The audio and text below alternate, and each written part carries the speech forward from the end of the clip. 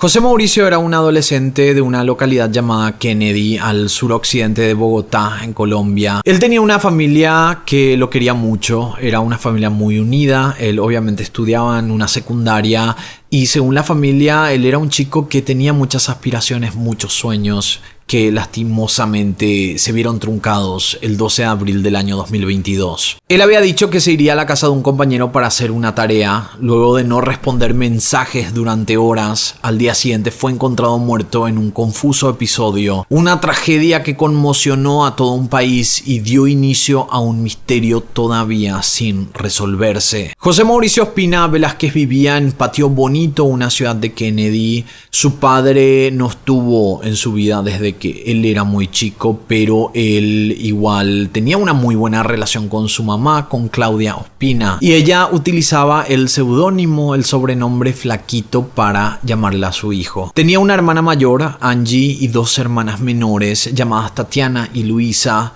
En el caso de Luisa, a finales de ese año ella iba a cumplir 15 años y José Mauricio la iba a ayudar con los preparativos. De hecho, tenemos que decir que José Mauricio se había convertido como en el hombre de la casa. Él era el que ayudaba a sus hermanas, a su mamá, y tenían una vida bastante difícil porque eran de clase baja. Y la madre llegó a mencionar que aunque no sobraba mucho en la casa, nunca faltaba amor. O sea que era una familia muy unida. Así como él cuidaba a sus hermanas, cuidaba a su madre, él también le daba mucha importancia a su propia vida. Él seguía sus estudios en una institución educativa llamada Eduardo Umaña Luna, ubicada en Patio Bonito, y tenemos que decir que él era un alumno muy aplicado, que sacaba buenas calificaciones y además era muy querido por todos sus compañeros. Él decía que quería ser cocinero, por lo que también hacía un curso técnico en el Servicio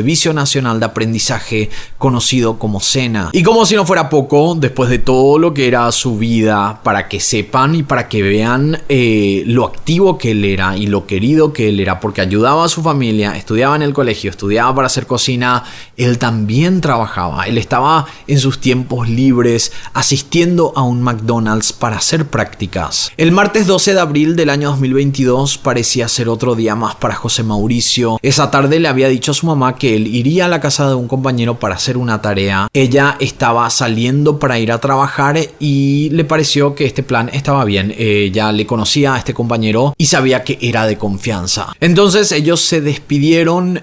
Claudia se fue a trabajar y volvió a la casa a eso de las 11 de la noche y enseguida notó que José Mauricio no había llegado todavía. Entonces ella le mandó un mensaje de WhatsApp para preguntarle si es que iba a tardar un poco más o si iba a tardar mucho más, pero ella no recibió ninguna respuesta. Pero como ella confiaba en su hijo y también en este compañero, entonces no se preocupó de más. Porque este compañero ya había pasado la noche con ellos en varias ocasiones y él también había ido con este compañero a pasar la noche. Entonces no había mucha preocupación. La madre confiaba en este compañero y confiaba en su hijo. Lo que hizo la madre fue acostarse, tratar de no preocuparse, pero a eso de las 4:30 de la madrugada, ella se levantó, comprobó que todavía no había señales de José Mauricio y ahí fue cuando empezó realmente a preocuparse. Ella no tenía ninguna respuesta de su hijo a través de WhatsApp, que no era normal tampoco. Entonces, para ese momento, para esa madrugada, como ella ya estaba muy preocupada, ya no le mandó mensajes a su hijo, sino que trató de llamarlo, pero nadie atendió. Ella llamó una segunda vez, nadie atendió, pero la tercera vez que le hizo una llamada,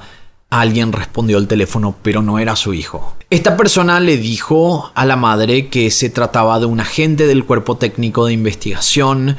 Ella, alarmada obviamente, le preguntó por qué tenía el celular de su hijo y qué pasó con él.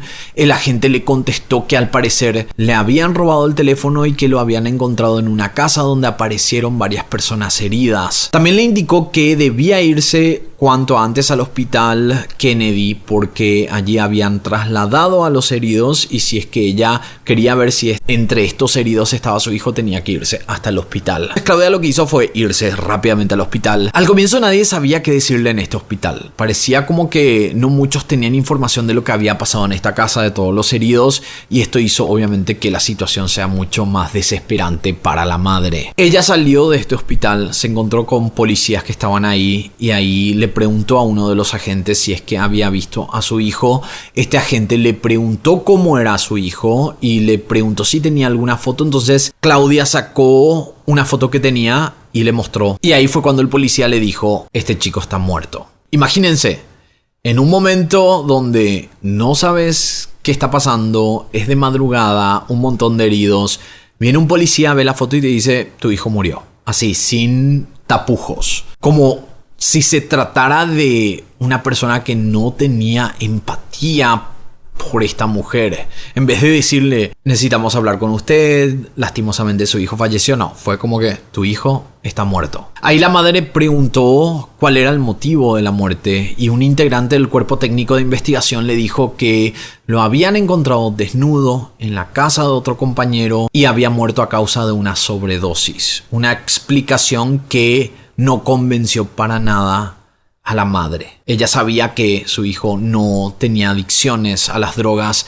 ni tampoco se juntaba con adictos. También le habían dicho que él fue el único que perdió la vida en este incidente en esta residencia. Que habían por lo menos 4 heridos en total, pero él fue el único que había perdido la vida. Según el investigador, los otros sobrevivientes se encontraban en un estado calamitoso y estaban muy alterados. De inmediato era preciso que la familia reconociera el cuerpo de José Mauricio en el Instituto de Medicina Legal. La responsable de hacerlo no fue la madre, sino que fue Angie, una de sus hermanas. Y la hermana de José Mauricio reconoció el cuerpo, pero también se dio cuenta que el cuerpo de su hermano estaba lleno de marcas y de moretones, como si lo hubieran golpeado en este incidente. También ella había mencionado que estaba irreconocible, que no parecía su hermano, y esto no cuadraba con lo que las autoridades le habían dicho a la familia, porque las autoridades habían dicho que él había sido encontrado con una sobredosis, pero que el cadáver no presentaba signos de violencia,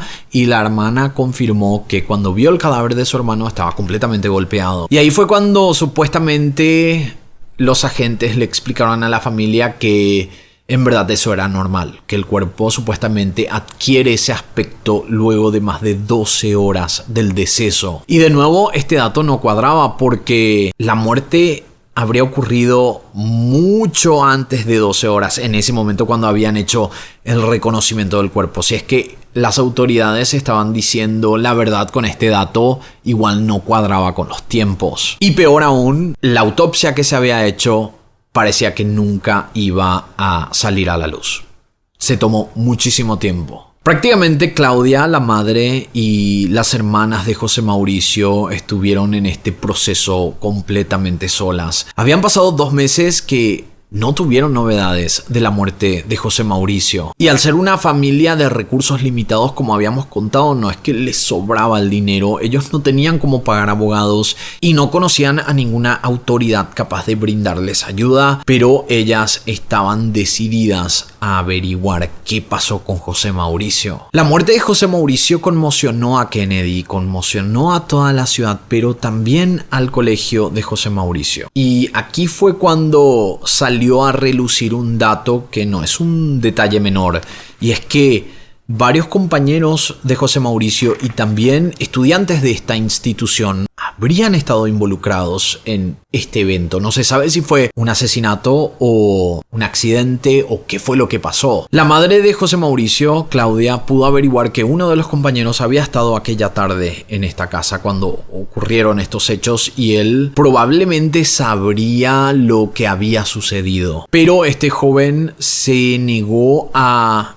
hablar con Claudia, se negó a hablar con las autoridades y él mencionó que hablaría una vez que la investigación o que los resultados de la investigación salieran a la luz. Claudia también habló con este amigo que ella conocía, que le tenía confianza. Y este chico le había dicho que José Mauricio nunca apareció en la casa, que le había mandado un mensaje o se había comunicado con él para decirle que él demoraría en llegar. Entonces ahí se supone que en ese momento fue cuando José Mauricio se fue con otra gente, no con este amigo, a esta vivienda y pasó lo que pasó. También es importante recalcar que al parecer esta gente que estaba en esta fiesta o en este evento o lo que estaban haciendo en esa casa no eran muy amigos de José Mauricio, sino que eran personas que se conocían pero que no tenían una relación muy cercana como con este amigo que la madre conocía. Al poco tiempo, un medio colombiano llamado Semana pudo acceder a un video donde se muestra lo que sucedió en aquella casa el 12 de abril en las horas previas al terrible descubrimiento del cuerpo. Y esto permitió establecer una cronología parcial de los hechos. Una imagen tomada alrededor de las 10:40 de la noche mostraba a José Mauricio sentado en un sillón y mirando su celular. Muy cerca había otro joven que parecía estar igual que él, bastante relajado. En este video también se muestra que el que estaba grabando el video se filmó la mano en un momento y parecía como que estaba mostrando una pastilla que se cree que era una pastilla de éxtasis. Lo otro que se descubrió fue en la investigación que una persona habría llamado al número 123, que es el número de emergencia en Colombia, desde la casa donde habían ocurrido los hechos, y este llamado se habría realizado cerca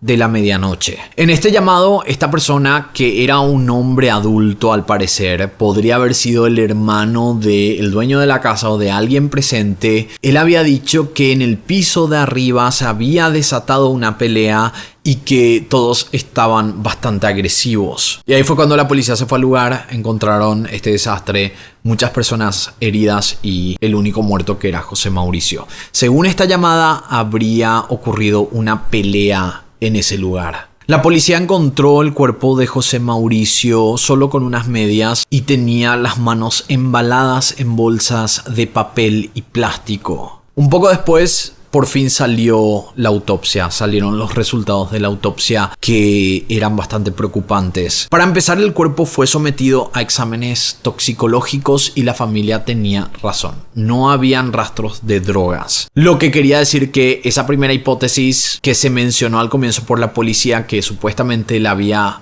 muerto por sobredosis, era mentira. Quizás eso fue algo que los compañeros le habían dicho o la gente que estaba presente le había dicho a la policía, pero era obvio que no era sobredosis por las lesiones que tenía en el cuerpo. Lo otro que se descartó fue el abuso. Él no fue abusado sexualmente. En la cara presentaba múltiples abrasiones, además de hematomas en párpados y labios, lo que quiere decir, en otras palabras, que él habría recibido una cantidad enorme de golpes en su cara. Tenía politraumatismos contundentes y abrasivos en la cara, el cuello, tórax, glúteos y miembros superiores e inferiores. La autopsia definitivamente decía que a él lo habían golpeado sin compasión. Y en esta autopsia además se determinó que la causa de muerte fue por asfixia por estrangulamiento, lo que además confirmaba que José Mauricio había sido asesinado. La familia de José Mauricio dijo que toda esta situación era extraña porque José Mauricio no era un chico agresivo, nunca buscaba problemas. Como dijimos, era muy querido en su comunidad, en su colegio. Entonces, analizar que él se habría peleado con alguien porque él empezó, estaba, por lo menos para la familia, fuera de análisis. Eso no habría pasado. Pero hacía que sea todo mucho más extraño. O sea, parecía como que lo querían realmente matar, que lo habían invitado para matarlo, pero al mismo tiempo también habían muchos heridos en esa fiesta, en ese evento. Y la familia en un momento ya estaba completamente enojada porque parecía como que las autoridades, y que en ese momento la Fiscalía 83 seccional era la que estaba a cargo de este caso, parecía como que no estaban buscando a los culpables. Y además ellos le habían dicho a la familia que supuestamente era por una sobredosis, pero después se comprobó que no era esto. Pero no estaban haciendo mucho tampoco para ver quiénes realmente habrían asesinado al chico.